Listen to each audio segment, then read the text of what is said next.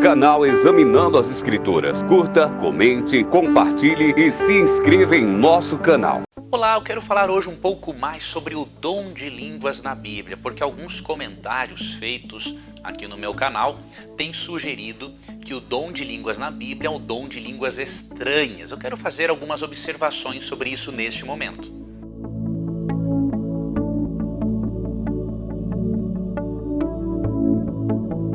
Em primeiro lugar, eu não tenho dúvida alguma de que Deus utiliza-se de todos os dons espirituais. Não existe base bíblica para dizer, por exemplo, que os dons do Espírito Santo não são mais necessários.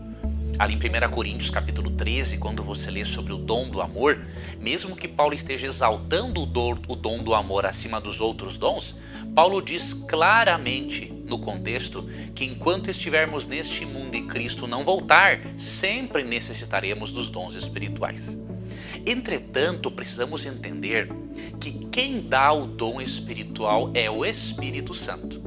Em 1 Coríntios 12, verso 11, é dito que o Espírito Santo distribui a cada um dom espiritual conforme ele, o Espírito Santo, quer.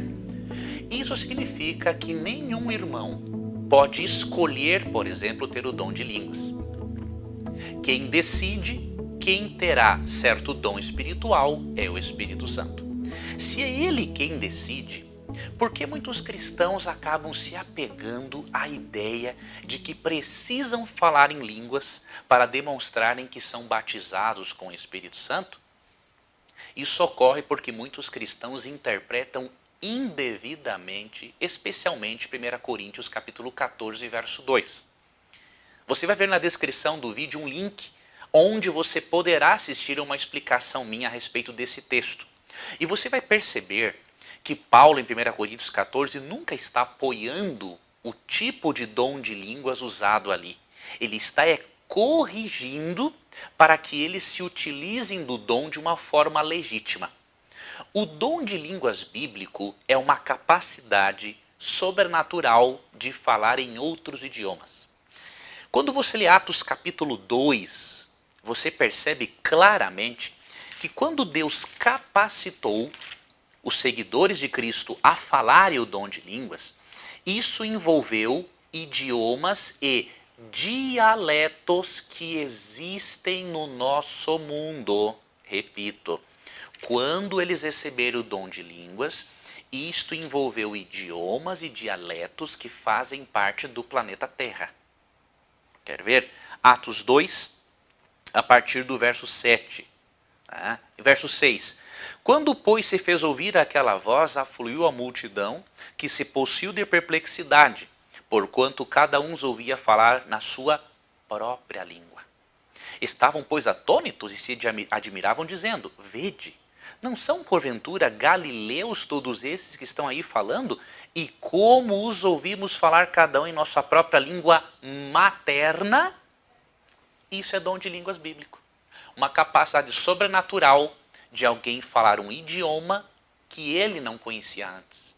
E com qual propósito? Edificação, comunicar o evangelho.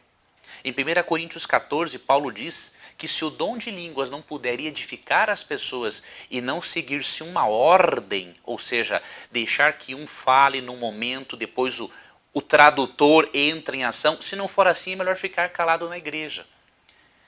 Existe um perigo no chamado fenômeno glossolálico que existe hoje. Muitos cristãos sinceros acham que por falarem em línguas estranhas estão tendo a influência do Espírito Santo, mas nós sabemos que não é assim.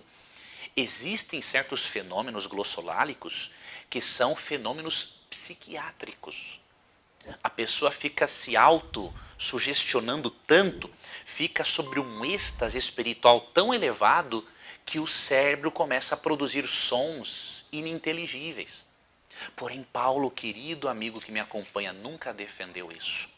Para você ter uma ideia, aqui mesmo em 1 Coríntios 14, ele critica os coríntios por usarem o dom de línguas de uma forma equivocada. Olha o que ele diz no verso 6. Agora, porém, irmãos, se eu for ter convosco falando em outras línguas, em que vos aproveitarei? Se vos não falar por meio de revelação, ou de ciência, ou de profecia, ou de doutrina?